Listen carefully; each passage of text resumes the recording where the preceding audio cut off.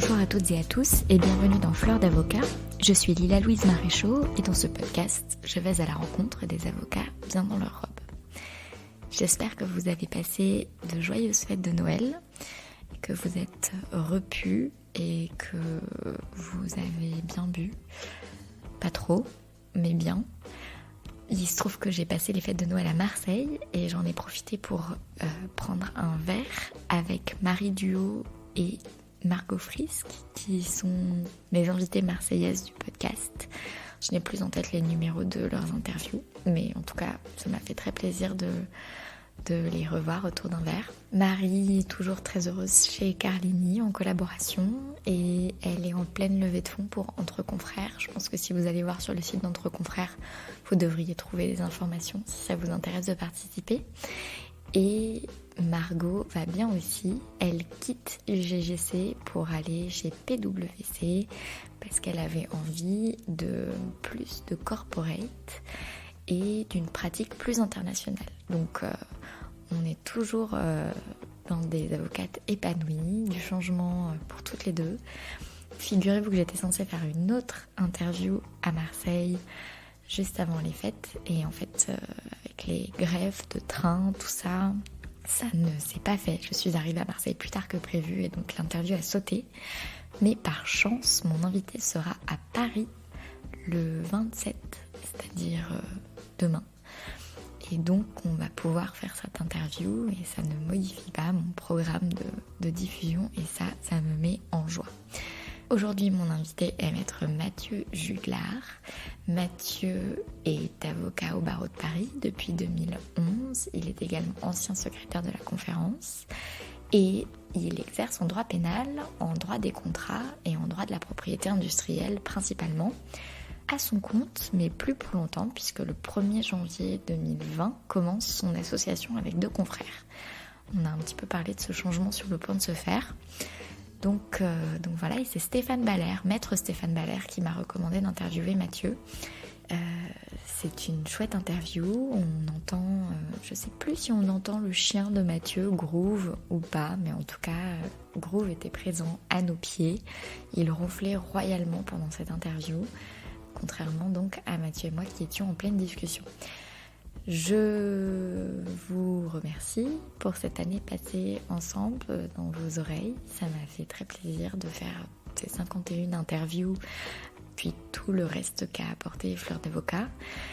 Figurez-vous que je viens de regarder les statistiques des écoutes et on vient de dépasser les 70 000 écoutes tout ensemble. Donc c'est vrai que c'est assez fou, il y a eu une nette progression dans les derniers mois. Et ça me touche et ça me donne beaucoup d'énergie pour amorcer l'année. En tout cas, la meilleure manière pour vous de soutenir Fleur d'avocat, c'est d'en parler autour de vous, de partager sur les réseaux sociaux et de vive voix, et aussi de laisser un avis sur iTunes ou l'application podcast que vous utilisez. Et d'ailleurs, j'ai eu plein d'avis au mois de décembre et je suis très touchée. Et notamment un avis le 24 décembre de Philou Baba qui nous dit un podcast très intéressant que j'ai découvert tardivement pendant mes longues marches de grève en allant au cabinet. Avocat depuis 9 ans dans le même cabinet en droit des sociétés, des affaires, je me suis beaucoup retrouvée dans les anciens avocats, tant ceux qui ont persisté dans la profession que ceux qui se sont reconvertis. En effet, on passe par beaucoup d'émotions quand l'on exerce cette profession et c'est pas les envies de quitter la robe qui me manquent. Toutefois, en ce qui me concerne, j'ai décidé de tracer ma route dans cette direction. Au plaisir d'être interviewée par vous un jour peut-être. Joyeuse fête Philippe. Merci beaucoup Philippe pour cet avis. Peut-être me serez-vous recommandé. En tout cas, voilà, merci beaucoup pour vos avis. Je vous laisse avec Mathieu et moi pour cette discussion et vous souhaite une très bonne écoute. Bonjour Mathieu Juglar. Bonjour. Merci d'être mon invité sur Fleur d'avocat. Avec plaisir. Alors Mathieu, racontez-moi comment et pourquoi vous êtes devenu avocat. C'est une longue histoire qui doit remonter à peu près à l'adolescence, puisque c'était une adolescence assez riche en termes d'affaires judiciaires assez majeures.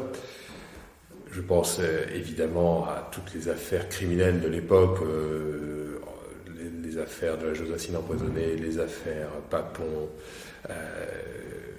évidemment l'affaire Patrick Dils qui était rejugée après un arrêt de révision de la Cour de cassation, et aussi les affaires politico-financières qui rythmaient la vie politique et médiatique, et évidemment au premier rang desquelles se trouvait l'affaire Elf Aquitaine. Et vous, ça vous passionnait?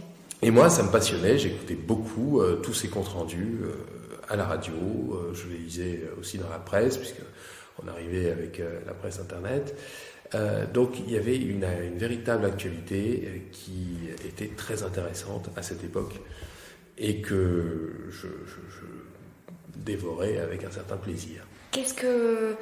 Donc vous le dévoriez et vous vous disiez j'aimerais bien faire ça, j'aimerais bien m'occuper de ça. Et je me disais en entendant ceux qui allaient devenir mes confrères parler avec beaucoup d'aisance, avec beaucoup d'éloquence même, et également avec beaucoup de passion, je me disais que c'était un métier qui semblait me plaire. Donc j'ai voulu assez tôt, c'est-à-dire vers mes 14-15 ans, entreprendre des études de droit. Mais comment se sont passées ces études de droit ? Oh, très bien, c'était des études tout à fait classiques, donc on commence par 4 ans de droit à l'université, et évidemment, en raison de la nécessité, on est obligé de faire quelques adaptations, notamment le tiers-temps, l'ordinateur pour les examens, qui n'était pas le mien, et puis la transcription, parce qu'on a encore un numérique assez balbutiant à l'époque, donc la transcription de certains ouvrages et des fichiers de TD. C'est donc la première partie de mes études. Après ma maîtrise, c'était la dernière année où ça s'appelait la maîtrise, je suis parti 1 an en Angleterre, où j'ai eu à connaître les études sur place qui sont très différentes et donc très enrichissantes, puisque on est sur quelque chose qui sollicite davantage l'étudiant dans sa réflexion, dans son mode de pensée. Et puis, retour en France, Master 2, et puis enfin des stages, l'école du barreau, et puis les premières collaborations, la conférence du stage. Alors attendez, parce que vous allez trop vite, on va parcourir tout ça dans le détail. C'est bien pour ça que je ne pouvais pas vous interviewer par téléphone mardi, quand vous avez eu un empêchement. Alors déjà, vous avez évoqué votre cécité. Oui. Et donc les aménagements que ça a aménagé au niveau de la fac. Est-ce que, c'est peut-être une question idiote, mais est-ce qu'à un moment vous vous êtes dit que ce serait compliqué d'être avocat quand on est aveugle ? Alors, non, je ne crois pas. Je ne crois pas parce que je voyais le métier d'avocat comme un métier très oral. Je ne dis pas qu'il n'y a pas de difficulté, mais pour l'étudiant que j'étais, c'est-à-dire avec la vision du métier d'avocat qui est celle d'un étudiant et d'un stagiaire, on étudiait des choses qui étaient relativement accessibles, puisque ce sont des dossiers écrits ou informatisés, qui ne sont pas encore très épais, parce qu'on ne donne pas des très gros dossiers à des stagiaires, et on s'appuie sur des textes relativement accessibles. Le Code civil se lisait assez facilement. Depuis la réforme, hélas, on a affaire à un langage beaucoup plus technocratique que littéraire. Mais ça, c'est une question d'esprit. Donc, pour en revenir à cette facilité ou difficulté d'accès, non, je ne pensais pas ça. Je dirais que une fois que j'ai commencé mon activité professionnelle, là, effectivement, se sont posées des difficultés d'ordre purement pratique. Et avant d'arriver là, vous avez mentionné des stages. Oui. Comment se sont passés ces stages ? Comment vous les avez trouvés ? Les premiers stages, c'était des relations, et puis ensuite, c'était sur les forums. Les forums de recrutement. Donc, c'est comme ça que j'ai trouvé un premier stage chez Clifford Chance. À la fin de mes études, sur un forum de recrutement. Et est-ce que votre cécité a posé problème ? Non. Non, ça a été même quelque chose qui a été, surtout dans les cabinets internationaux, très facilement accepté, puisqu'on avait des dossiers tout à fait numérisé, que l'environnement était lui-même très informatisé. Donc il n'y avait aucune difficulté de ce point de vue-là. Je dirais que dans des plus petits cabinets, ça peut poser des difficultés. Ouais. Parce que on n'est pas avec les mêmes infrastructures de travail. Il faut bien comprendre, et je l'ai sans doute compris un peu tard, mais il faut bien comprendre que quand on arrive et qu'on est aveugle ou déficient visuel, de manière générale, il faut qu'on ait à ses côtés, ou du moins facilement à disposition, quelqu'un qui puisse vous faire un travail de lecture rapide, s'entend. Lire un dossier, c'est tout à fait possible. Le tout, c'est de savoir combien de temps ça prend. Et le problème, c'est que quand vous n'y voyez pas, que vous n'avez que 40 caractères sous les doigts à la fois, ça prend beaucoup plus de temps que quand vous pouvez parcourir des pages et des pages de conclusion. Et comment vous vous êtes organisé, du coup, dans ce contexte ?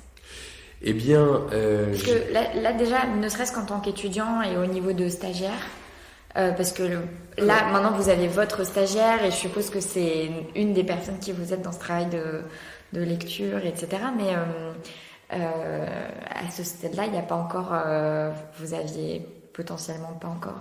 Alors, en tant que stagiaire, j'avais toujours les possibilités d'avoir accès à la secrétaire du cabinet qui me scannait les dossiers. Donc, un stagiaire, vous le payez tout de même, vous ne payez pas à l'heure. Donc, vous pouvez tout à fait le laisser travailler à une certaine vitesse. Ça ne pose pas de difficultés majeures. Et encore une fois, dans des gros cabinets, vous avez du monde qui peut vous faire tout un travail de remise en page, de relecture et de préparation du dossier. Donc, vous pouvez vous concentrer sur ce que vous avez à lire vraiment. Quand vous devenez collaborateur, c'est quelque chose qu'il faut savoir dire aussi. C'est pas forcément facile. Et savoir dire que on ira moins vite que les autres, c'est quelque chose qu'on ne vous apprend pas.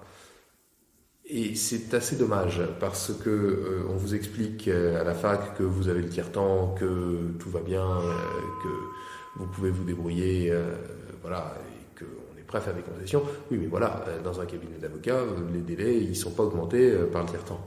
Le délai d'appel il reste de 10 jours. Donc il faut qu'en 10 jours vous ayez pris le temps d'analyser votre dossier et de prendre la décision ou non de faire appel. Voilà.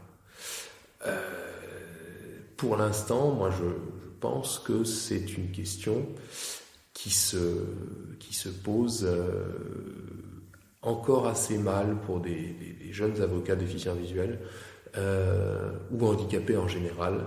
C'est-à-dire que quand on sort de la fac, qu'on rentre dans la profession, on est en milieu ordinaire et il n'y a pas beaucoup de concessions, il y a moins de concessions qu'à la fac.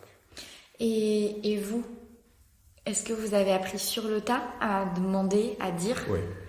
Oui, totalement sur le tas. Alors j'avais des patrons tout à fait conciliants, qui comprenaient, mais qui m'avaient dit mais si vous ne me le dites pas, je ne peux pas le deviner. Et c'est vrai. Et c'est difficile de se rendre compte qu'il n'y a pas de tiers-temps. Et quand on vous donne, moi je me souviendrai toujours de ma première data room, on vous met dans une data room, on vous demande d'analyser un dossier qui est quand même assez lourd et de remplir des cases à partir de documents qui sont numérisés, mais qui sont numérisés en tant qu'image, c'est-à-dire qu'il faut que vous demandiez à votre ordinateur de les reconnaître en tant que texte. Pour le coup, vous allez avoir beaucoup plus de mal parce que le temps que l'ordinateur fasse la reconnaissance de caractère, le confrère voyant, le jeune collaborateur voyant, lui, il a parcouru son document et éventuellement il a tout noté.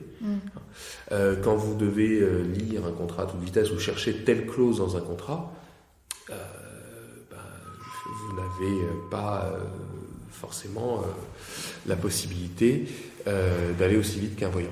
Vous pouvez mettre en pause 2 minutes ? Bien sûr. C'est le vôtre ? Le chien ? Oui. Oui, c'est bien.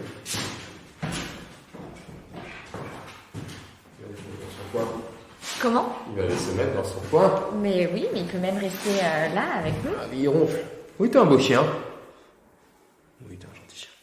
Voilà, désolé. Et vous disiez qu'un collaborateur, un autre stagiaire, lui, pendant que l'ordinateur transcrit en texte ce qui n'est qu'une image, ben lui, tout de suite, il le voit, il fait ce travail plus vite. Oui. Vous, est-ce que vous avez adapté votre pratique pour justement ne pas en pâtir de ce, entre guillemets, désavantage concurrentiel? Mais c'est un désavantage concurrentiel et c'est pour ça que je me suis tourné vers une pratique beaucoup plus orale de la profession, puisque quand on est à l'oral, on est au même niveau. À l'audience, tout le monde va à la même vitesse. Alors, ça implique un temps de préparation d'audience, évidemment, et une vraie connaissance de son dossier avant d'aller à l'audience. Mais à l'audience, tout le monde va à la même vitesse. Tout le monde. Puisque vous allez à la vitesse du président. Et si jamais le président passe un peu vite, c'est à vous, en tant qu'avocat, de lui dire « Non mais attendez, on se calme un peu, il y a certains éléments là que vous avez peut-être oubliés. » Donc là, vous avez de temps de préparation d'audience que vous devez prendre. Et pour le coup, il va être, je pense pour moi, nécessairement plus long que pour mes confrères. D'autant que je pense qu'un dossier se gagne dans les détails. Je ne pense pas qu'il se gagne simplement en ayant lu un PV de synthèse. Donc, gagner un dossier dans les détails, ça implique de bien le connaître. Mais quand vous le connaissez bien, vous êtes à égalité avec le président, le ministère public, éventuellement l'adversaire. Est-ce que ça a été un... Est-ce qu'il y a eu du dépit ou pas là-dedans? Est-ce qu'il y a des matières que vous auriez aimé faire, que vous aviez peut-être apprécié à la fac ou que vous aviez pu toucher dans votre expérience et que vous... Non, je fais ce que j'aime.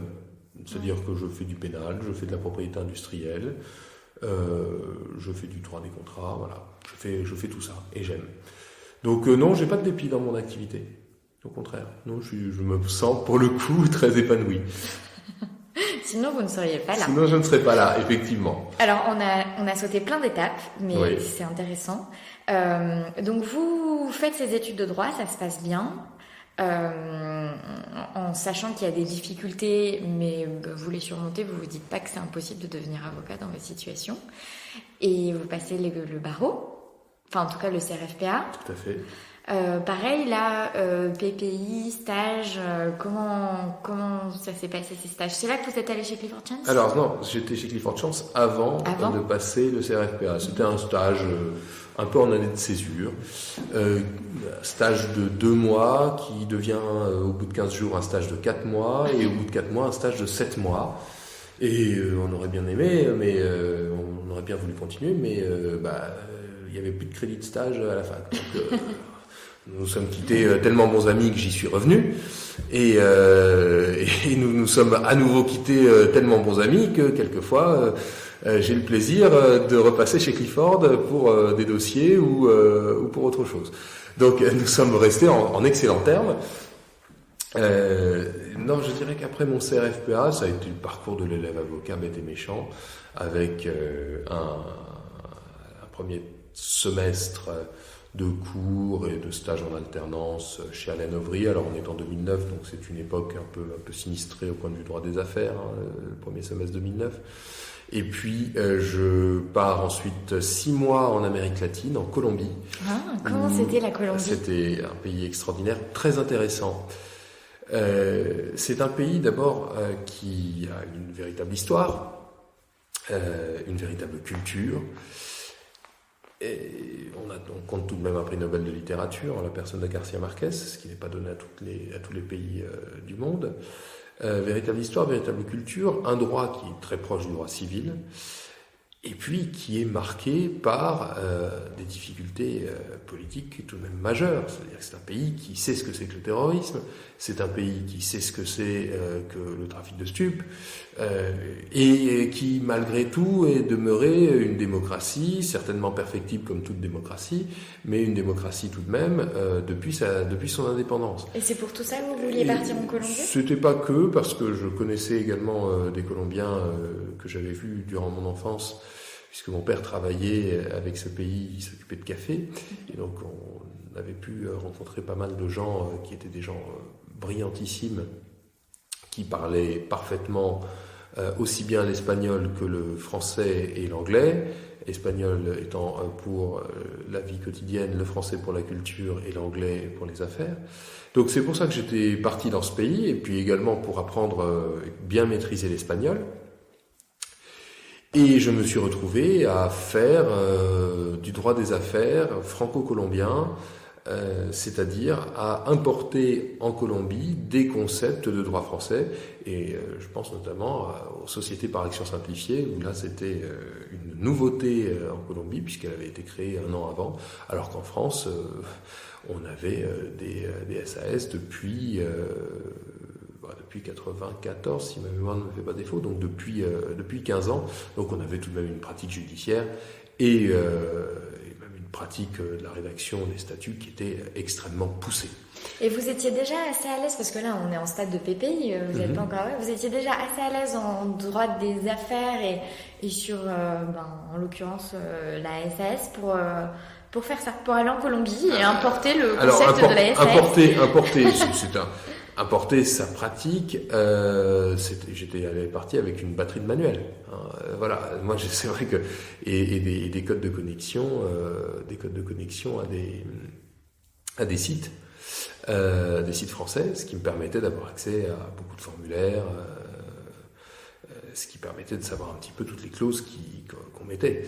Je ne dis pas que j'étais un immense juriste de droit des affaires, mais enfin, je commençais à pas mal me débrouiller puisque j'avais déjà acquis un peu d'expérience dans divers cabinets. Donc, ça me donnait un certain confort. Je dirais pas que j'étais, encore une fois, le dieu du droit des sociétés. Je ne le suis certainement pas. Je ne pense que, d'ailleurs, je ne le serai jamais. Mais ça me donnait, disons, une première approche qui était un élément assez utile à mon patron de l'époque, puisqu'il en a vendu des SAS. Voilà.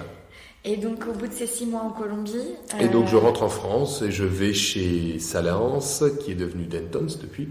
Ouais. Salance à Paris, où je fais de la propriété intellectuelle et où ça se passe plutôt bien, même si, malheureusement, on est à l'époque en 2010, donc on se relève un peu de la crise de 2008, et la propriété intellectuelle n'est pas forcément le point de concentration des clients. Les clients sont davantage sur de la restructuration que de la valorisation de portefeuille de marque ou du droit d'auteur. Donc, je me cherche à ce moment-là une collaboration. C'était pas facile en propriété intellectuelle, on ne trouve pas.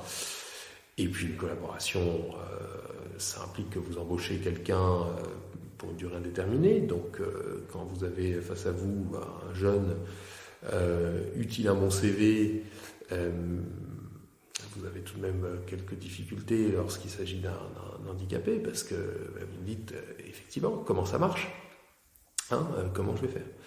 Et j'ai trouvé une collaboration chez Ernst & Young, où là j'ai fait non seulement de la propriété intellectuelle, mais également du droit de la distribution. C'est-à-dire que j'ai élargi mon champ de compétences au droit des contrats et de la distribution, à faire des matières assez techniques. Je suis très impressionnée je suis désolée, je vous coupe, mais je suis très impressionnée par le fait que vous ayez fait des choses très différentes. Oui, voilà, du droit des affaires et de la SAS, et puis ensuite de la propriété intellectuelle. Alors la propriété intellectuelle, ça correspondait à mon master. À votre parcours, oui, raison de plus pour... voilà, mais je le souligne parce que je suis impressionnée, et sachant que en plus... c'est-à-dire que vous avez cette potentielle difficulté de changer de domaine d'intervention, même si c'est ce qu'on a étudié en master. Il y a quand même toujours un gap entre le master et sachant que vous partez avec cette difficulté en plus, qui est celle de votre cécité, et à la limite pas tellement de votre cécité. C'est une difficulté pour vous en plus, bien évidemment, mais c'est aussi une difficulté d'intégration en plus, parce que comme vous dites, il faut aussi, je suppose, faire un gros travail de pédagogie avec les personnes avec qui vous travaillez. Alors, il y a ce travail de pédagogie, oui, mais vous savez, je crois fondamentalement que parce que je le crois, parce que je l'ai appris auprès de mes maîtres. D'abord, on est spécialiste de ce qu'on fait et non de ce qu'on étudie. Et ensuite, pour être un bon spécialiste, il faut être un bon généraliste. Or, il y a aujourd'hui, dans les études qui sont proposées aux étudiants en droit, et même dans ce qu'on leur demande dans beaucoup de cabinets, une ultra-spécialisation qui fait que, à part ce qu'ils ont étudié, ils ne connaissent plus rien. Or, quand vous arrivez devant un client, vous avez quand même du mal à lui dire « je suis désolé, je ne sais pas ». C'est pas possible. Vous ne pouvez pas dire à votre client « je ne sais pas ». Vous pouvez dire à votre client, en revanche, il faut chercher. Vous pouvez vous entourer des compétences nécessaires, mais vous devez avoir, à mon sens, les réflexes, au moins pour vous dire que vous allez chercher telle personne pour vous aider. Si vous ne les avez pas, vous allez, à mon avis, dans une ultra-spécialisation qui, au fond, n'est pas bonne pour le client. Alors, quant au travail de pédagogie, oui, c'est un travail qu'il faut faire, qui est difficile, parce que les gens pensent que l'accessibilité, c'est tout ou rien. Or, c'est pas vrai. L'accessibilité d'un document, c'est quelque chose de compliqué. Un document peut vous paraître tout à fait accessible parce qu'il est lisible, mais pour peu que les balises informatiques n'y soient pas, dans ce cas-là, on part sur quelque chose de très compliqué à lire, même si c'est joliment présenté. Parce que les logiciels aujourd'hui font que vous avez une présentation en braille qui n'est pas la même qu'à l'écran. Donc, il y a cette étape-là qu'il faut préciser. Également le fait que ça peut vous paraître idiot, mais toutes les écritures manuscrites ne sont pas transcrivables à l'ordinateur automatiquement. Donc il faut retranscrire à la main. Également, un document de mauvaise qualité, mal imprimé, il va être forcément mal lu par l'ordinateur.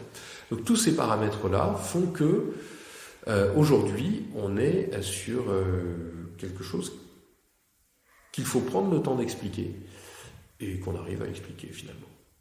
Et alors vous dites que quand vous avez cherché une collaboration, ça a été dur à deux égards. Le premier parce que c'était une reprise douce de l'économie et le fait que la propriété intellectuelle n'était pas ce qui était recherché en premier. Et la deuxième, c'était votre cécité. Est-ce que vous avez... est-ce que ça a été dur pour vous peut-être la difficulté de trouver une collaboration mais pas, je vous parle pas de la difficulté matérielle, je vous parle là d'une difficulté plus émotionnelle. Psychologique ? Ouais.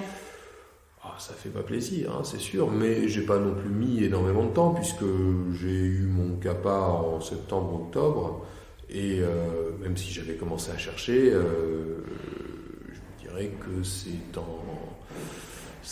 en novembre, fin novembre, que je suis rentré chez Clifford Chance. Donc ça n'a pas non plus été très rapide. Mais c'est vrai que je voyais chez Ernst & Young, pardon, chez Ernst & Young. Donc c'était en novembre que je suis rentré, c'était fin novembre que je suis rentré chez Ernst & Young. Donc c'est vrai que c'était pas forcément facile parce que je voyais pas mal de copains qui commençaient dans des cabinets, au 1er octobre, etc. Que je voyais également les réponses, les refus s'accumuler. Donc j'ai quand même eu certaines appréhensions, mais je pense comme pas mal de jeunes diplômés. Et puis, je suis rentré chez Ernst & Young et j'y suis resté 3 ans et demi. Et comment s'est passée cette première collaboration ? Ma foi, plutôt bien, c'était intéressant. Je vous dirais qu'au bout de 3 ans et demi, vous avez envie de passer un peu à autre chose dans ce genre de cabinet. Donc, je suis parti pour passer le concours de la conférence. Alors attendez, vous aviez envie, puisque au bout de 3 ans et demi, quand même, 3 ans et demi c'est long, vous aviez envie de passer à autre chose par rapport à la matière, par rapport à la forme d'exercice, le côté grosse structure. Par rapport à la pratique, par rapport à la matière aussi. Disons que j'aimais beaucoup ce que je faisais. Mais la structure est quand même pesante dans ce genre de cabinet. Il n'est pas toujours facile de savoir qui contacter, comment, de se positionner par rapport à la masse. Et donc, je me suis dit, en plus j'avais très envie de passer le concours de la conférence depuis pas mal d'années, donc je me suis dit que c'était le moment où j'avais. Et c'est donc pour ça que je me suis lancé dans ce concours. Et alors ? Eh ben, je l'ai eu. Non, mais moi, ce qui m'intéresse, c'est le processus. Ah, mais le processus, Comment vous vous êtes... Enfin, voilà, est-ce que vous vous êtes préparé au concours de la conférence ? Alors, je m'y étais préparé, d'abord parce que je suivais depuis un certain temps tout ce qui était concours d'éloquence, que c'était une institution que je connaissais un petit peu, évidemment, comme toute personne qui s'intéresse à cette matière. Et disons que l'envie me prenait de plus en plus.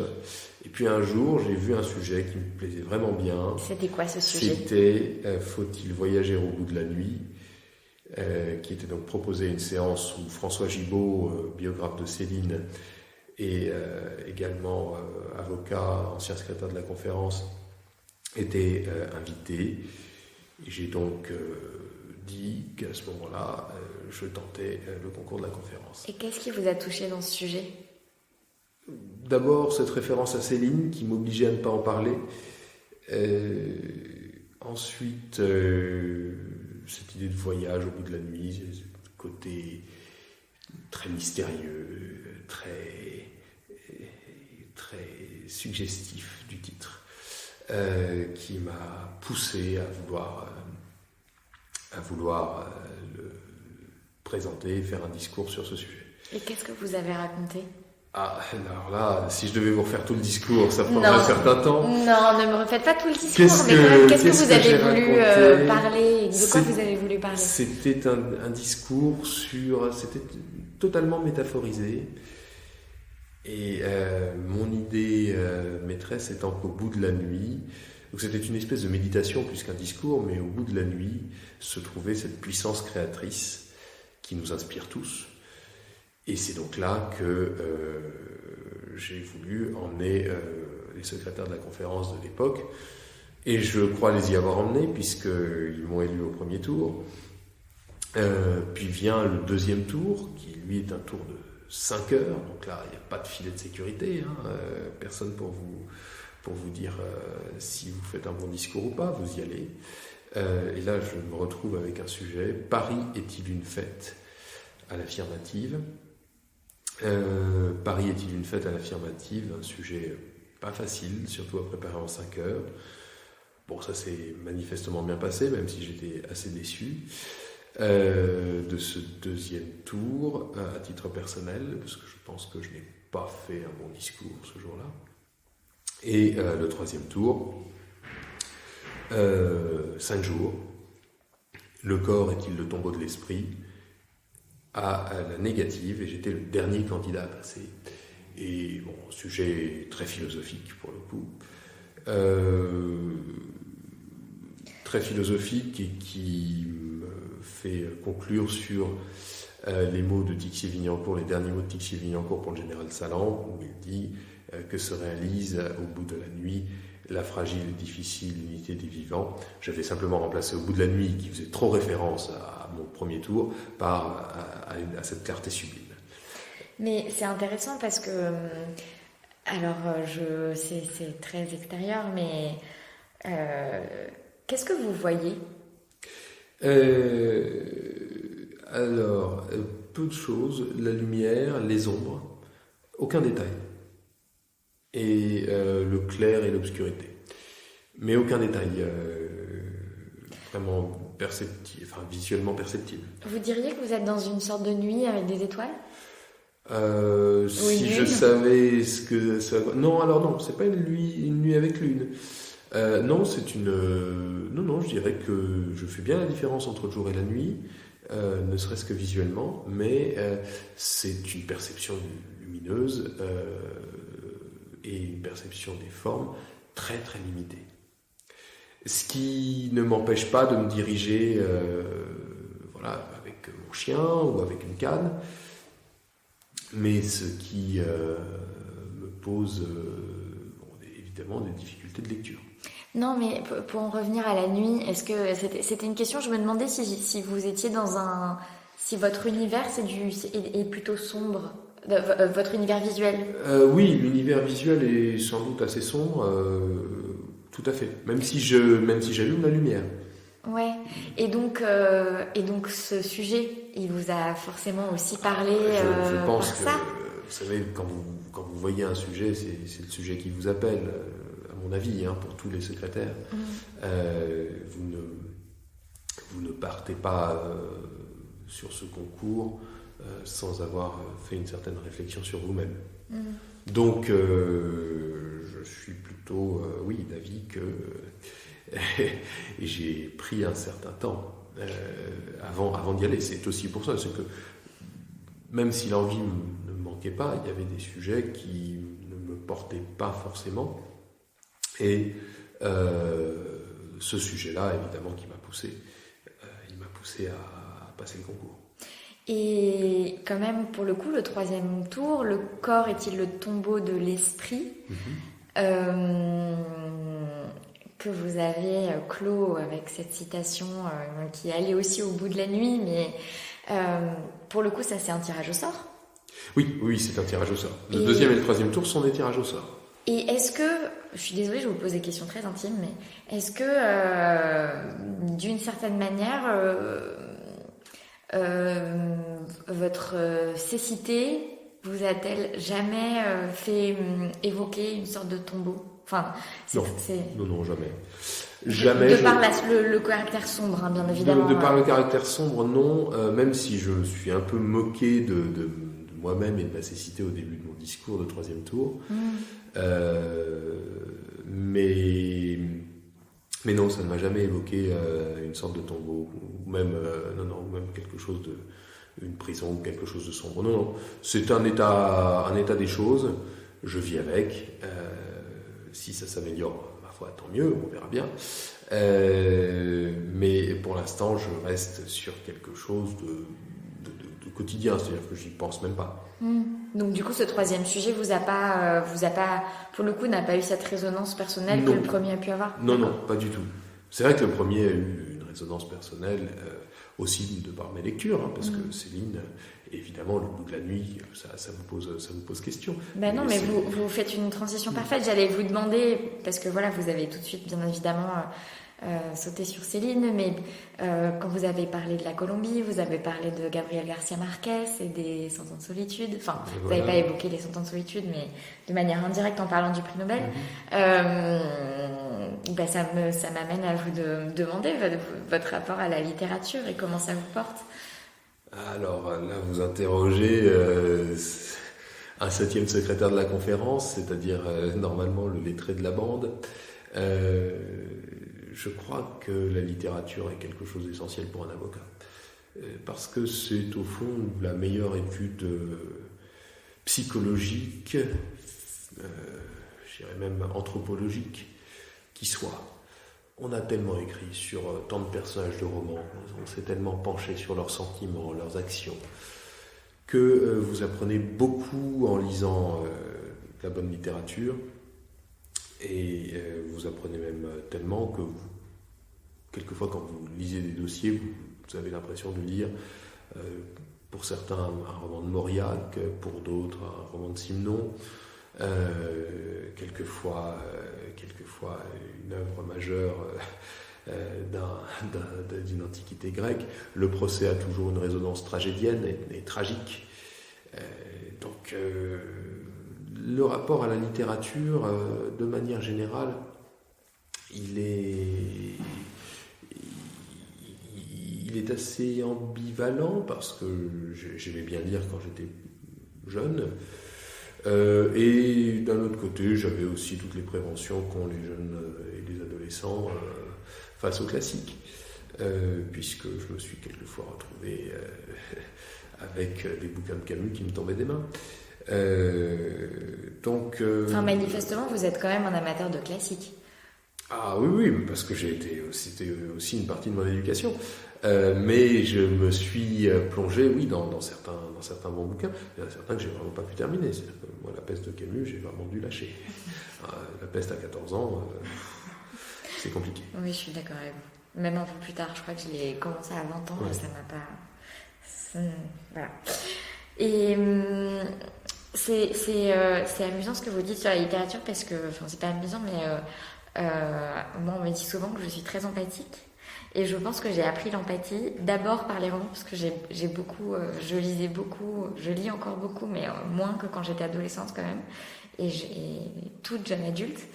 Et je pense que j'ai été empathique avec les personnages de romans bien avant d'être empathique avec les êtres humains. C'est très possible parce que vous allez toujours vous identifier à un personnage, quel que soit le descriptif qui vous en est fait. Peut-être allez-vous le rejeter, peut-être allez-vous l'aimer, mais le personnage est présenté de telle façon que vous allez éprouver des sentiments pour lui.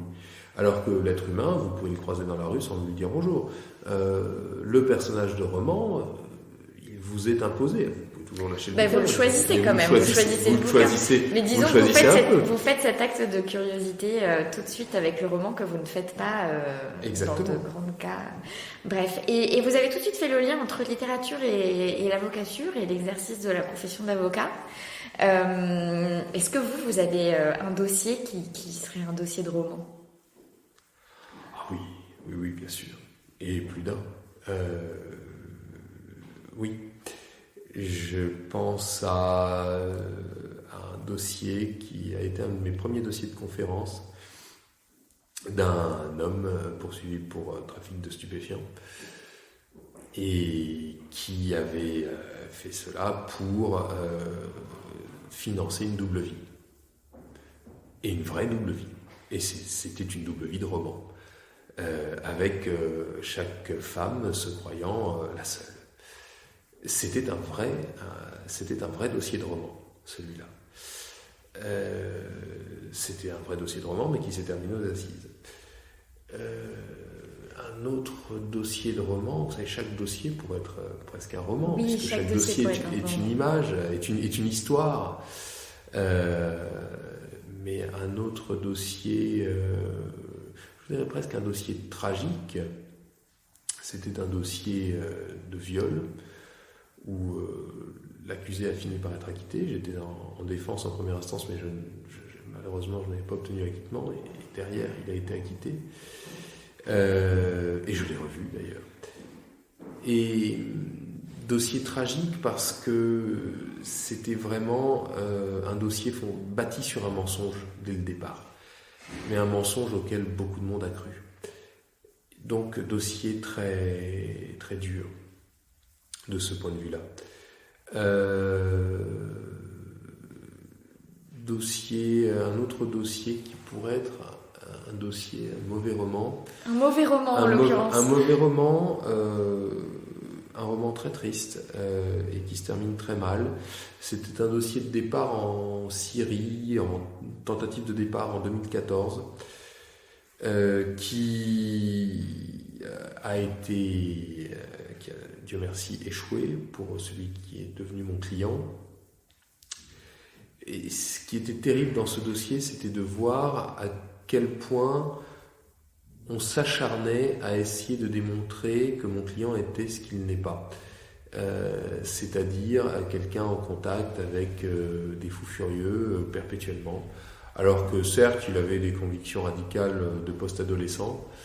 Certes, il avait tenté de partir, mais on n'avait pas besoin de faire tout cela. Et comme on n'arrivait pas à démontrer ce qu'il n'était pas en réalité, eh bien, on l'a laissé gentiment pourrir en détention provisoire pendant 4 ans. Je dois dire que, et encore, le parquet n'était même pas content de la peine prononcée, qui était de 7 ans, et avait fait appel. Et la cour d'appel, sagement, a considéré que ce n'était qu'une peine de 7 ans qui était nécessaire. Donc je trouve que voilà, c'était un dossier malheureusement de mauvais roman, de roman triste. Alors, j'allais vous demander de me parler de votre année de conférence, mais peut-être qu'avant, vous me faites penser là, en parlant de votre client, J'ai envie de vous demander la réaction des clients face à votre cécité. Eh bien, c'est une réaction qui, moi, m'a mis tout de suite à l'aise. Parce que mes premiers clients, je leur posais la question, maintenant je ne la leur pose plus.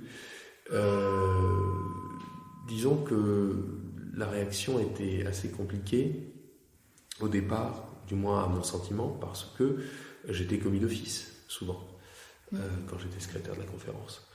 Donc commis d'office, c'est l'avocat que personne ne connaît, et surtout pas le client. Le client ne vous a pas choisi.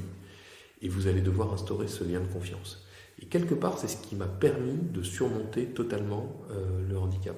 Puisque vous devez arriver devant cette personne que vous ne connaissez pas et qui ne vous connaît pas, et qui forcément va avoir une certaine prévention contre vous.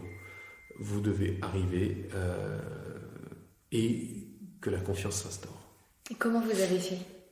Eh bien, c'est en arrivant et en expliquant. Mon secret, c'est de parler au client et de lui expliquer où il en est, de lui expliquer sa situation. Un instant, si vous voulez. Non, c'est bon. De lui expliquer sa situation et de lui conseiller une stratégie de défense. Et à ce moment-là, le client se dit que, aveugle ou pas, il est défendu. Et sans doute, il est plutôt bien puisqu'il me garde. Oui. Pour certains. Pas pour tous, évidemment, on ne peut pas plaire à tout le monde. Mais pour certains, il me garde. Donc en fait, vous, ça a été vraiment la confiance par l'expertise. C'est la confiance par l'expertise et la parole. Vous devez arriver et énoncer quelque chose d'assez clair à votre client. Il ne faut pas oublier que ce qui se conçoit bien s'énonce clairement. Et quand vous êtes en déferment, c'est-à-dire quand vous allez assister quelqu'un qui va être présenté pour la première fois à son juge, après sa garde à vue, vous devez avoir l'honnêteté de dire à votre client ce que vous pensez du dossier. C'est-à-dire, pour lui, est-ce qu'il sort ou pas ? Voilà. C'est ça que vous devez pouvoir dire à votre client. Donc, moi, c'est mon secret. C'est-à-dire, dire au client, je vous conseille de répondre aux questions, ou je vous conseille de garder le silence, ou bien, monsieur, il va falloir qu'on prépare vraiment votre défense. Donc, pour l'instant, taisez-vous. Taisez-vous parce que vous pourriez dire quelque chose que nous allons regretter derrière. Donc, gardez le silence. Et puis, on va se revoir. Par contre, je ne vous dis pas qu'on se reverra quand si vous êtes dehors. Je pense qu'on se reverra au parloir. Voilà. C'est ça que vous dites au client. Et c'est dur. C'est dur à dire. Mais je crois, moi c'est ma conception de cette profession, que si vous mentez au client, vous êtes mort. C'est pas la peine. Vous êtes capable de mentir au client, ça veut dire que vous n'êtes pas capable d'assumer la vérité du dossier. Et cette année de conférence, alors, pour boucler la boucle ? C'est une année passionnante, la conférence. C'est une année extraordinaire parce que d'abord c'est une année que nous avons vraiment vécue à 12. Promotion très soudée. Et ça a été une année qui a été marquée par l'histoire que la France a traversée à ce moment-là. C'est-à-dire que on s'attend, en étant élu, à faire de la défense pénale d'urgence, donc de défendre des criminels, je dirais de droit commun. Et puis, eh bien, on a pris nos fonctions le 1er janvier, et le 7 janvier, catastrophe, Charlie Hebdo. 9 janvier, recatastrophe, hypercachère. Donc déjà, on se dit, en fait, c'est peut-être ces gens-là que nous allons devoir défendre. Bon. Et puis, on sent la pression monter, parce qu'évidemment, on ne pouvait pas ne pas réagir. Donc la pression monte, elle devient même lourde, d'autant que en juillet, il y a des tentatives d'attentats contre des cibles militaires. Avant ça, en avril, on avait eu la tentative d'attentat à Villejuif, qui a hélas causé la perte d'une femme. En août, c'est le Thalys. Et puis, le 13 novembre, c'est le 13 novembre, donc alors là, c'est l'horreur. Et quand on est en défense et qu'on se retrouve à défendre à la commission d'office des gens qui sont partis en Syrie ou qui veulent y partir, forcément la question de l'actualité se pose de manière d'autant plus prégnante. Et donc nous avons traversé tous ces moments-là. Et ce sont les peines de ce métier, bon, qui sont aussi ce pourquoi nous le faisons. Mais évidemment qu'à côté de ça, il y a tout le plaisir de partager cette vie à 12, tout le plaisir de la défense pénale, d'élire nos successeurs, des obligations ordinales, des voyages. Tout ça, c'est évidemment une activité passionnante quand vous êtes secrétaire. Et vous vous êtes installé à votre compte dans la foulée après ? Alors après, je suis parti chez Clifford Chance. Et je me suis installé à mon compte en 2017. Donc combien de temps chez Clifford Chance ? J'y suis resté 1 an. 1 an ? Et j'y étais ravi, mais voilà, je voulais aussi m'installer. Il n'y avait pas non plus beaucoup de boulot pour un pénaliste mid-level, parce qu'on arrivait, c'était le tout début de Sapin 2, donc c'était pas forcément évident. Mais une fois qu'on s'est séparés, on est resté en tellement bons termes que voilà, je travaille encore de temps en temps dans des dossiers qu'il m'envoie. Et on se revoit toujours avec autant de plaisir. Alors on s'est croisés chez Clifford Chance parce que moi je suis partie juste avant que vous arriviez. J'ai fait mon stage, j'ai fait un stage chez eux, et je suis partie juste avant que vous arriviez. Et donc j'ai eu des bons souvenirs. Alors maintenant l'équipe a beaucoup bougé, mais y a toujours, on m'a parlé d'histoire, on m'a parlé d'histoire avec votre chien qui m'ont fait beaucoup rire. Et il paraît que votre chien c'était la mascotte. Alors je suppose que ça a été un peu la mascotte de partout où vous êtes allé. C'est la mascotte de partout. Oui, voilà, c'est la mascotte de partout. C'est la star, hein. Groove, c'est. Bon là, le chien ne réagit pas. Là, il est fatigué parce qu'il a beaucoup marché ce matin. Mais Groove, c'est évidemment la grosse star de tous les cabinets d'instruction, de toutes les salles d'audience, de tous les cabinets d'avocats. Tout le monde l'aime bien. D'abord, c'est un chien très facile, très, très sympa. C'est un beau chien aussi, apparemment. Sublime. Et donc, d'ailleurs, il étire une patte, il doit se dire si on parle de moi. Et on parle de lui, donc là, il commence à se réveiller doucement. Mais nous avons une activité matinale assez chargée, puisqu'il a fallu faire un aller-retour au TGI. Et avant ça, j'étais venu à pied. Donc c'est quand même fatigant, mais donc c'était évidemment la mascotte de chez Clifford Chance, et il allait ma foi à droite à gauche, et il avait ses joujoux qu'on lui donnait. Oui, on m'a beaucoup parlé des jouets qui traînaient dans les couloirs de l'aile contentieux. Il donnait voilà, on lui donnait ses joujoux et il courait après ses joujoux.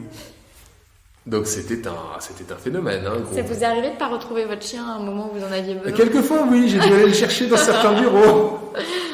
J'ai dû aller le chercher quelquefois quand je devais partir au palais. Gros, dépêche-toi, on y va. Et est-ce qu'il a croisé celle ou celui, je ne sais plus, de Jean-Pierre Grandjean ? Oui, ils se sont croisés. Pas souvent, mais ils se sont croisés. Mais Jean-Pierre a quitté Clifford maintenant. Oui, il a quitté Clifford. Mais en tout cas, à l'époque, vous étiez... Mais c'était mon patron. Ouais. Bon, parenthèse close. Donc vous partez parce qu'il est temps de s'installer. Il est temps, c'est le moment. Il n'y avait pas non plus beaucoup de boulot pour un pénaliste. Voilà. Et alors cette installation ? Alors cette installation, au début, c'est difficile parce que il faut rentrer les dossiers. Ça, c'est pas très compliqué, surtout quand vous êtes ancien secrétaire. Mais il faut rentrer les sous. Et ça, c'est plus difficile. Et rentrer les sous, ça implique de facturer, de développer. Alors, je vais vous creuser là-dessus parce que moi, j'ai plein d'auditeurs qui me demandent des informations sur ça. Alors, j'ai décidé de beaucoup plus cuisiner mes invités sur les problématiques liées à l'installation et aux honoraires. Et alors, comment est-ce que vous avez apprivoisé ce sujet, cette contrainte ? C'est vrai qu'au début, c'est pas facile parce que vous savez pas faire. Et ça, on vous l'apprend pas à l'école. Et votre patron vous l'apprend pas forcément. Vous avez rapidement l'impression que ça se découpe en 3 parties votre semaine de travail. Une partie développement, une partie travail, une partie facturation. Le développement, ça va de rencontrer des clients, aller sur des salons, des forums, rencontrer Alors vous, des c'est qui vos clients ? Alors moi, c'est qui mes clients? Ce sont des entreprises qui ont besoin de conseils en pénal ainsi que des particuliers. Et au début, c'est vrai que pour Quel offrir type des de clients, particulier? eh bien, c'est pas forcément le tout venant, mais c'est des gens qui sont poursuivis dans des dossiers ou bien qui ont besoin de conseils en pénal ou en propriété intellectuelle. Mais ce sont des gens qui, souvent, ça passe par Internet et puis par le bouche à oreille aussi. D'accord. Et donc, parce que est-ce que là, c'est deux types de personnes différentes. Voilà. Donc, c'est pas les mêmes. C'est pas les mêmes c'est méthodes pas de les mêmes facturation. méthodes. Et c'est pas non plus les mêmes méthodes parce que vous avez dit, vous avez parlé des 3 phases et Ouais. c'est formidable de parler avec des juristes parce qu'on s'entend toujours sur le plan. Exactement. Et donc, approfondissons ce grand 1 sur le développement.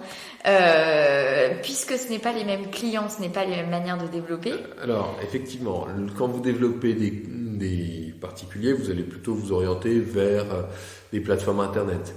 Et donc vous êtes sur quelle plateforme, donc moi, par je m'étais exemple mis sur CityPro. Ouais. Je suis sur monavocat.fr, mais ça m'a jamais rapporté un client. CityPro et également Google AdWords. Ok. Et Google AdWords, vous ça avez me un rapporte site aussi des entreprises. Donc j'ai Ah un ouais. site. Et comme je suis en train de m'associer, je vais fermer ce site et nous sommes en train d'en créer un nouveau. Ouais. Et donc Google AdWords, lui, pour le coup, rapporte aussi des clients corporate. Ouais, donc vous avez Ouais. et parce que vous avez orienté votre SEO, enfin vos problématiques de votre utilisation des mots, vous l'avez utilisé et Google AdWords, vous l'avez utilisé pour orienter plutôt vers votre activité pénale corporate. Voilà, pénal des affaires, Ouais, pénal des affaires. exactement. Très bien. Et puis, j'ai également toute mon activité, puisque je sais le faire, de tout ce qui est propriété intellectuelle. Ouais. Donc des gens qui viennent me voir pour soit faire des dépôts de marque, soit faire des contrats, soit des contentieux d'affaires. Et ça c'est pareil, c'est sur votre Et communication. ça, c'est sur la communication, mais c'est aussi sur le réseau. D'accord. C'est sur le réseau et j'ai par exemple un client qui m'est arrivé par mon réseau et c'est un aspect intéressant parce que ça m'arrive par le pénal et ça ressort en droit administratif. Donc quand je vous disais qu'il fallait avoir un aspect généraliste, ça m'a permis de faire monter sur le dossier un confrère qui partage les locaux avec moi et qui est un publiciste parce que on se retrouve avec une entreprise qui est embêté par la DGCCRF pour des faits de manquement et en fait on leur reproche une pratique commerciale trompeuse totalement bidon et donc on vient vous voir parce qu'on vous parle de pénal, parce qu'on a lu que il y avait un risque d'emprisonnement, etc. Et là vous dites non, attendez, ça c'est n'importe quoi. Oui, effectivement, il y a un risque d'emprisonnement, mais c'est pas au pénal qu'il faut aller. Donc on choisit la voie contentieuse administrative avec toutes les spécificités de ce contentieux. Et Oui. pour le coup, là, je ne maîtrise pas du tout. Et donc, pour en revenir à la problématique du développement, ça c'est la partie plus site internet. Donc c'est la Et partie ensuite- site internet et forum et articles Ouais. et salons, etc. Et réseau et la carte qui tourne et voilà. Et c'est une partie de votre métier que vous aimez bien? Oui, mais qui est pas facile parce que il faut pas vous laisser embarquer par cette partie-là. C'est très tentant d'aller vous faire inviter à déjeuner à droite à gauche, mais à un moment ça suffit pas. Et puis il faut bien voir que c'est pas le tout d'ouvrir les dossiers, c'est qu'après il faut les faire. Donc je suppose la question qui venait, c'est faire votre travail. Oui, alors non, c'était pas particulièrement la question qui venait parce qu'en vrai, on en a déjà pas mal parlé et puis vous avez bien développé le fait que vous aviez vraiment un gros temps de préparation et les outils que vous utilisez, enfin vous avez parlé de tout ça. Non, moi ce qui m'intéresse la plus, ça va être comment vous vous organisez de manière... parce que comme vous avez dit, donc c'est pas tout de faire que du développement, il faut aussi faire son travail. Comment est-ce que vous vous êtes organisé? Est-ce que vous avez... vous êtes imposé certaines contraintes en termes de répartition de votre structuration de la semaine? Alors, de manière générale, le vendredi après-midi, j'essaie de faire mes factures, ce qui permet de bien résumer sa semaine. Et les autres jours, Je fais... ça dépend vraiment aussi des urgences. Vous savez, au pénal, le problème, c'est que vous savez à quelle heure vous vous levez, vous ne savez pas l'heure à laquelle vous allez vous coucher. Donc, vous pouvez tout à fait entrer dans des considérations très compliquées d'un seul coup. Ou être appelé sur des urgences d'un seul coup. Moi, j'ai quelquefois des comparutions immédiates. Vous êtes appelé le matin même, allô, maître, j'ai mon frère qui passe devant le juge tout à l'heure, est-ce que vous pouvez le défendre? Oui, oui, si vous voulez, oui, bien sûr. On va trouver le temps de le faire, hein, et vous emportez votre ordinateur avec éventuellement un autre dossier à faire en attendant.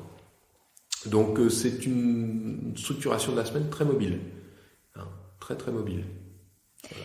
Et sur la troisième partie, pour le coup, celle de la facturation, et donc encore une fois de votre rapport à ça, à l'argent, le rapport au client pour se faire payer, etc. Est-ce que vous avez des tips, des choses qui vous ont aidé à avancer sur ce sujet? Alors d'abord, il faut surtout se faire payer avant de travailler, en partie au moins. Ça, c'est un conseil que je donne à tous mes confrères. Et il faut refacturer régulièrement. Il faut essayer de facturer toutes les semaines, au pire toutes les 2 semaines. Vous voulez dire... émettre des factures. Émettre des factures. Émettre des factures. Et des relances, je suppose. Et évidemment, vous devez relancer. Ouais. Vous devez relancer toutes les semaines. Comment on fait une bonne relance? Est-ce que vous avez une formule Comment on fait une bonne relance? Il y a plusieurs façons de faire, ça dépend de votre client. Si vous êtes avec un bon client que vous connaissez bien et qui ne vous a pas payé parce que vous lui passez un petit coup de fil sur son dossier et à la fin de la conversation, et au fait, je vous ai envoyé une facture l'autre jour, je crois pas que vous me l'ayez réglée, il faudrait peut-être qu'on y réfléchisse. Et là, évidemment, oui, bien sûr, maître, je suis désolé, hop, et vous êtes vite réglé. À défaut, vous faites un petit mail très gentil en disant que, sauf erreur, la facture numéro temps, d'un montant de temps, adressé le temps, n'a toujours pas été réglé. Je vous serais très reconnaissant de... voilà. Bon, et si jamais vraiment vous n'êtes pas payé, dans ce cas-là, vous dites à un moment, écoutez, cher monsieur, c'est terminé. Et vous venez de dire que vous étiez en cours d'association. Oui, tout à fait. Alors, parlez-moi de cette nouvelle aventure. Alors ça, c'est une aventure qui se décide avec 2 amis, Antoine Lafont et Maximilien Talbot. Nous allons créer un cabinet. Est-ce que vous avez déjà le nom de ce cabinet? Il va s'appeler JLT. Juglar Lafont Talbot, mais à sigle JLT. Il va être lancé au 1er janvier. C'est un cabinet qui va être dédié au droit des affaires et évidemment aussi au droit pénal, parce que nous avons des compétences assez complémentaires. Je suis le pénaliste de la bande. Antoine Lafont va être, et d'ailleurs parce que c'est ce qu'il est, le spécialiste du contentieux commercial, et Maximilien Talbot, qui est un excellent avocat en droit des sociétés, va avaler toute la partie corporate. Comment est-ce que vous avez décidé de cette association? Eh bien, parce que eux-mêmes voulaient se lancer. Ils avaient des velléités de démarrer. Et puis, ils cherchaient des locaux. Et puis, je demandais des conseils. Et comme on se connaît quand même très bien, moi, je leur parlais, voilà, de ce que moi je vivais. Des joies et des peines de l'installation, c'est-à-dire que les joies, c'est que vous êtes totalement libre, les peines, c'est que vous ne vous payez pas tous les mois, forcément. Et ils ont tout à fait adhéré à cette idée de liberté et en même temps d'excellence, hein, parce que c'est pas parce qu'on n'est pas payé un mois qu'il ne faut pas pour autant continuer à faire son travail.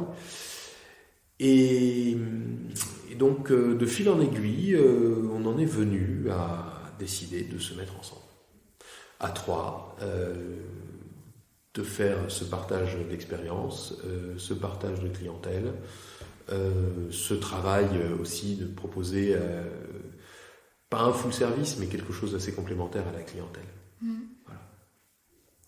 Voilà.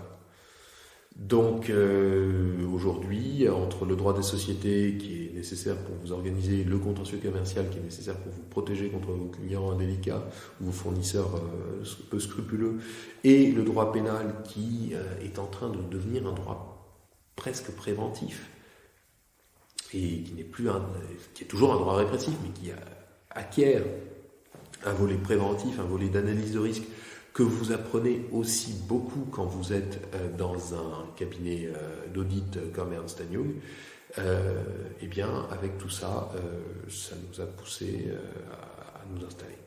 Et comment, encore une fois, c'est des questions que me posent beaucoup les auditeurs, donc je me permets de la poser.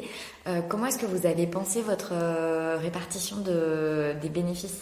Alors, quel modèle de rémunération des associés ? Pour l'instant, ça reste confidentiel, ça. Très bien. Ça, on en parlera après. Mais revenez me voir dans un an, je vous expliquerai. Bon, en tout cas, vous savez, les auditeurs vont vous contacter pour en savoir plus dans un an. Avec plaisir. Et alors, d'autant plus que vous avez été recommandé par Stéphane Baller pour le podcast. Oui. Je peux difficilement faire cette interview sans vous interroger sur votre engagement dans le droit comme un H. Point d'exclamation. D'où est partie cette aventure ? Alors, cette aventure, c'est parti un peu par hasard. C'est-à-dire que Stéphane Baller avait repris tout ce qui était handicap chez EY, alors que moi-même, j'y étais plus. Et donc, il me dit, est-ce que tu voudrais bien... Donc, il a repris. Il a repris, oui. Ça existait déjà, c'était... pas très poussé, mais ça existait déjà. Il y avait une mission handicap, hein, il y avait un référent handicap. Mais lui-même a voulu reprendre et développer ça.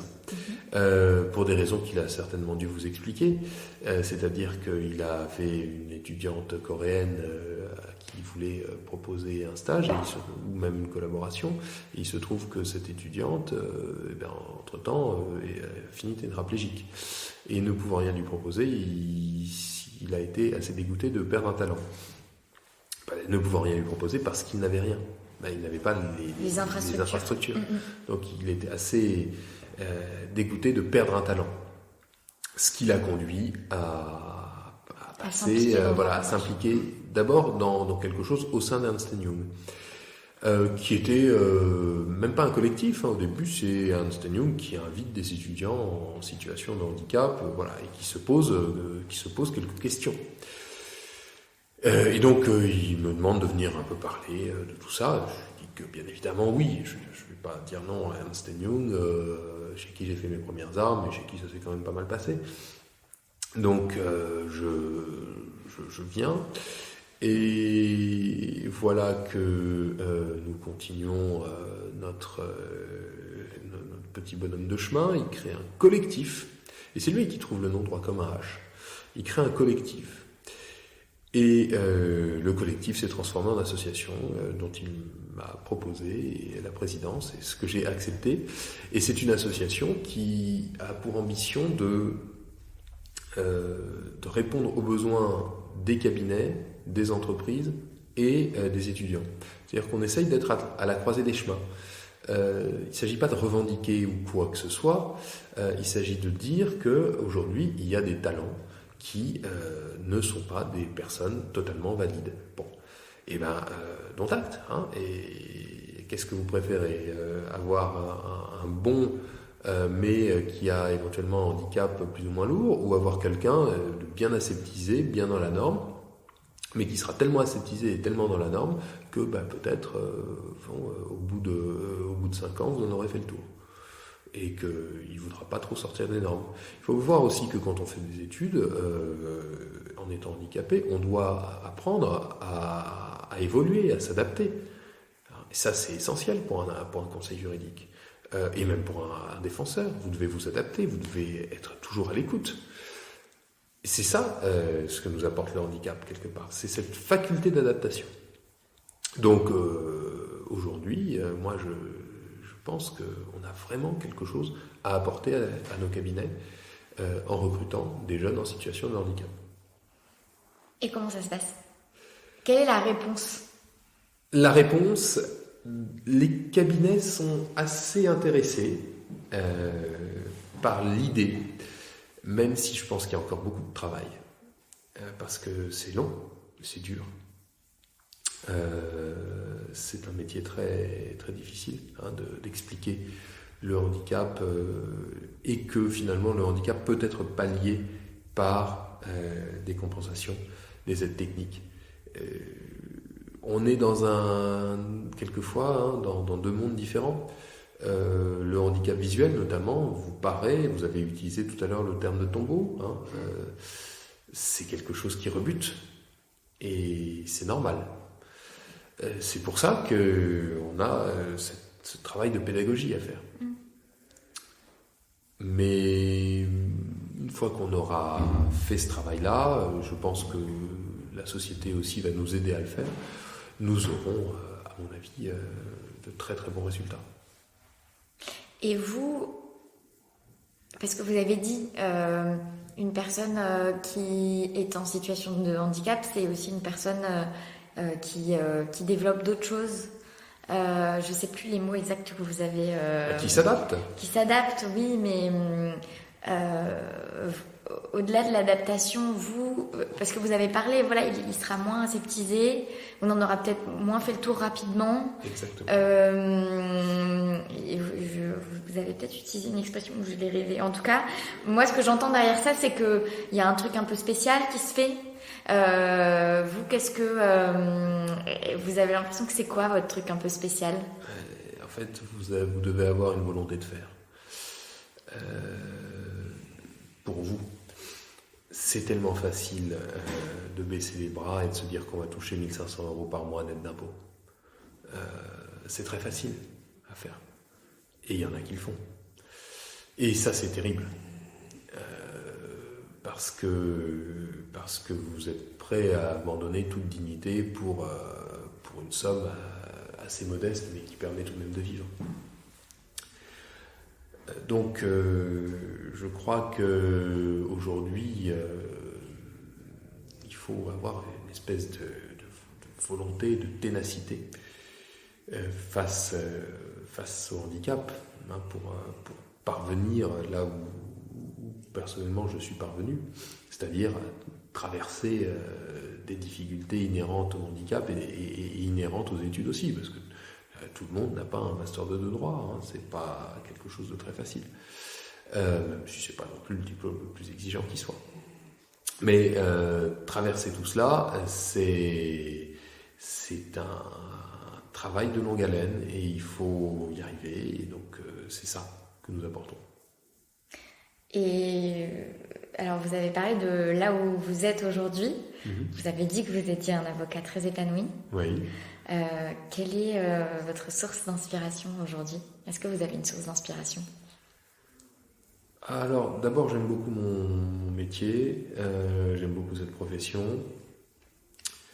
Et comme source d'inspiration, vous pensez à des maîtres à penser, vous pensez à des... Alors vraiment, c'est ce qui vous vient à l'esprit. Je dirais que oui, alors les sources d'inspiration, c'est celles de quand j'étais adolescent, c'est-à-dire les très grandes voix du barreau, et sans rajouter d'autres, évidemment, mais ça pour tous les orateurs, à mon sens, Marc Bonan, qui est un homme remarquable, à beaucoup de points de vue. Évidemment, ensuite, tous ceux qui m'ont précédé à la conférence et qui ont beaucoup marqué. Moi, je pense bien sûr à Jacques Vergès, qui se révoltait contre une certaine forme d'injustice, et même qui était un passionné de la défense, même d'une cause perdue. Voilà, c'est ça les sources d'inspiration. Et puis sinon, la lecture, la musique, tout ça. Il y a un livre en particulier, un morceau en particulier? Un morceau, non, je dirais un opéra, à mon avis, qu'il faut avoir écouté plusieurs fois, c'est Don Juan, le Don Juan de Mozart. Un livre en particulier, je pense qu'il faut avoir lu Notre Vipère de Mauriac, au moins celui-là. Quand je dis au moins, parce que Dieu sait que Mauriac fournit des exemples d'humanité passionnants. Thérèse Esquerou, bien sûr. Bel-Ami de Maupassant aussi. Une certaine forme de perversité, de génie du mal qui en sort impuni. qu'il faut savoir comprendre. Parce que le personnage, si mauvais qu'il soit, est tout de même très attachant. Et il réussit. Vous avez tressailli en parlant du génie du mal dans Bel Ami. Ah, parce que vous savez, quand vous affrontez l'antiterrorisme, vous vous rendez compte que le mal existe, vraiment. C'est fou, vous venez encore de tressaillir. Oui, mais c'est peut-être aussi un petit coup de froid aussi. D'accord. Un petit coup de froid. Mais le mal existe. On ne s'en rend pas forcément compte, même dans des dossiers de pénal de droit commun, parce que la plupart sont des pauvres types. Mais quand vous allez voir ce qui se fait là-bas, et avec quel plaisir on le fait, je peux vous assurer que là, le mal existe. Et c'est quelque chose qui, moi, m'a beaucoup marqué à ce moment-là de ma carrière, puisque j'étais encore assez jeune, de tomber sur ces choses-là, c'est inimaginable. Disons que la fiction rejoint la réalité. C'est-à-dire que ce que vous ne pensez ne voir que dans des films d'horreur ou dans des films d'aventure abracadabrantesques où les méchants finissent toujours par perdre, et là, vous le voyez dans la réalité, c'est-à-dire qu'on vous explique, éventuellement photo à l'appui, ce qui se passe là-bas. Et c'est l'horreur. Ça vous fait quoi, cette horreur ? Évidemment que l'horreur de l'acte me révulse, me révolte, mais ceux que je défends n'ont pas forcément eu conscience d'abord de cette horreur, et il ne faut pas oublier que ce n'est pas pour autant que nous devons les retrancher de la communauté humaine. Au contraire, moi, ce qui m'a fasciné, c'était l'inculture crasse de pas mal de gens que j'ai eu à défendre dans ces dossiers-là. Je ne dis pas qu'ils sont idiots, mais simplement, la plupart n'ont pas ouvert les Trois Mousquetaires quand ils avaient 12 ans. Or, vous avez besoin, pour vous construire, d'avoir des émotions un peu fortes, de lire quelque chose ou de vivre quelque chose d'un peu fort, d'un peu puissant, qui va vous tenir en haleine le soir dans votre lit, éventuellement en cachette de papa et maman. Et pour certains, ils n'ont même pas eu ça.